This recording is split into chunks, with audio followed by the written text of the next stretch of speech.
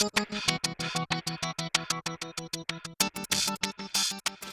next thing we're going to do is real simple. We're going to put in the RAM. Now to put in the RAM, you probably already know how to do this anyway. Very simple. I've done many videos with putting RAM in and taking it out. But you just want to pull these tabs out. And in this configuration, only one side pulls out. Some configurations you actually have both sides where you snap them out. And then you just want to take your RAM, and you'll see here, this is DDR3 RAM, by the way, and it's each stick is 2 gigabytes. You'll notice that there's a notch in there. You just want to match that up with your motherboard. And you just want to put them in. In my case, I'm using all 4 channels here. You might only use 2 channels, whatever the case may be. Refer to your motherboard manual, and it'll tell you which channels you should be using. But in this case, since I'm using it all, it really doesn't matter what channels I use and what order I put them in.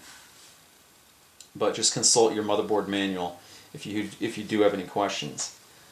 Now, I've got everything matched up, and all you want to do is just push it down until the tab, there we go. You hear the snap, you know the tab is closed, and you know that it's in there nice and snug. I'm going to do this for the other 3 sticks that I have here.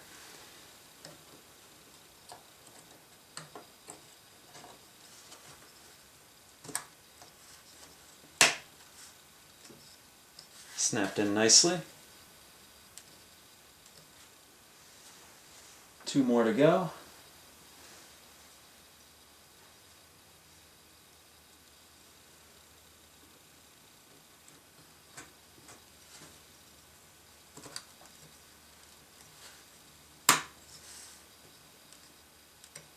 And my last stick of RAM.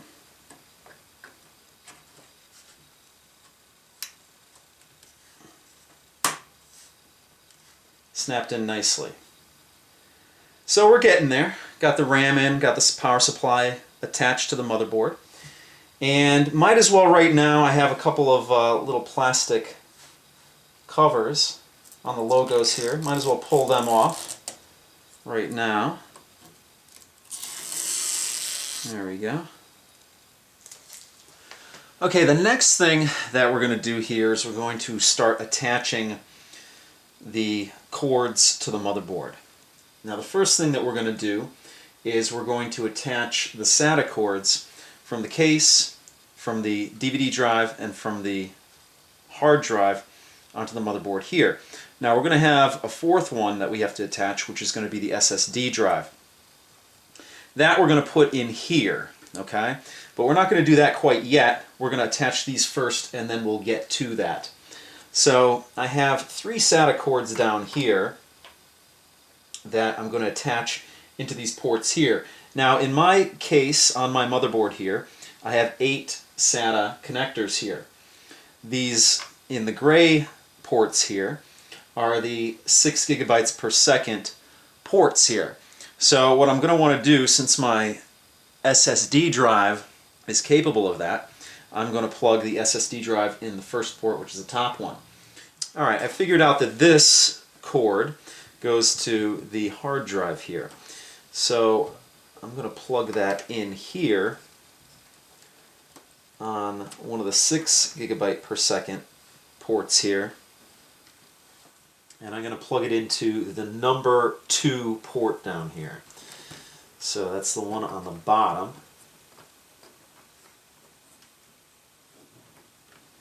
I can maneuver this into place here. I don't know if you can see it here, but it's going into the gray port, second one down. And I got that in there nice and snug. The one that's going to go on the top part of the gray one will be the SSD drive. Now what I'm going to end up doing is I'm going to actually unplug this drive, because I'm going to start it up with only the SSD drive on it, so it won't have 2 drives, and then I'll go back in and replug it in. But for right now, we're just going to get everything situated and get everything plugged to the motherboard. Now the DVD drive is going to go into the 3rd port here, and then the the eSATA on the front of the case is going to plug into the fourth one. So we're going to do the fourth one first because it's easier to get the bottom plugged in while the top one isn't plugged in yet. Let's try and maneuver this one into place here. And that one was pretty easy, plugged in. And let's go for the third one here.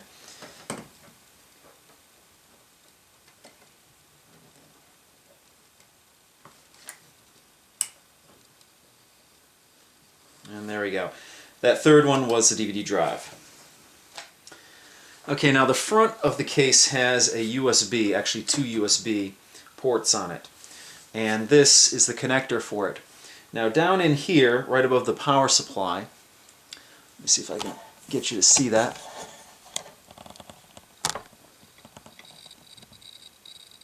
Right here are two USB connectors. So we're just going to plug this right here into one of them. So you just got to make sure you line up the pins on it. It's a 9-pin configuration here with one of the corners actually with no pin in it. And you just got to make sure it lines up properly and plug it right in.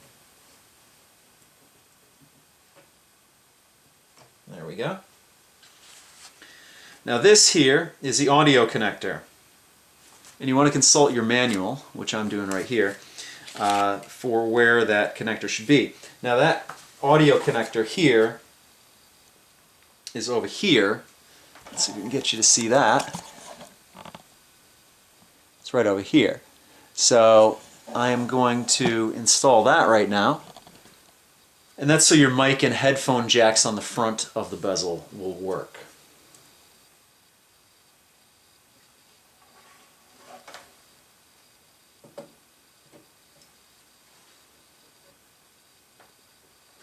Alright, another one plugged in. Now all I have left from the case itself are the reset, power, all those controllers here, and then the front bezel fan. I have one in the front here. So there's two fan connectors right next to the USB here, so I'm just going to reach that over as far as it will and plug it in.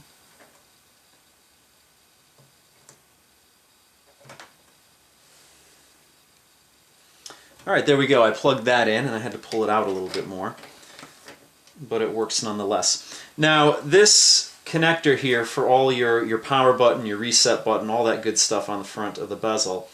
Now I could use this one if I wanted to. It came with my other Asus motherboard, but I'm actually going to use the one that came with this motherboard only because there's a slight color difference in it and I want everything to match as much as possible, which you don't necessarily have to do, but I figure why not? It's not going to take much longer. So it's going to be as easy as just matching up what was here and unplugging it here on this side and then plugging it into here. So the hard drive light right here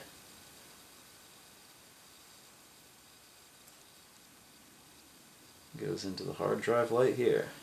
And on the other side, a couple LEDs here, unplug them and plug them into this. Hopefully you can see this, but if you do have any question on how to do this, just consult my original video because it will show you how to do this. It's very simple. The leads from the bezel should have little labels on them, and then you just match them up with the labels on this. And this will plug into the motherboard. And we get the power and the ground. Plug it in here. And then the reset. Plug it in here. Alright, there we go. Pulled that one out. And then this plugs in very easily into this area down here. I don't know if you can see it. Right here. Fits right into there. So I'm going to plug that in right now.